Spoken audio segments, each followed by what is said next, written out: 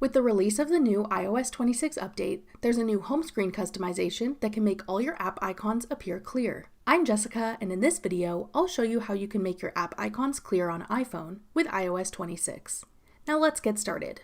To make your iPhone app icons appear clear, go to your home screen and hold down any app icon. Then select Edit Home Screen.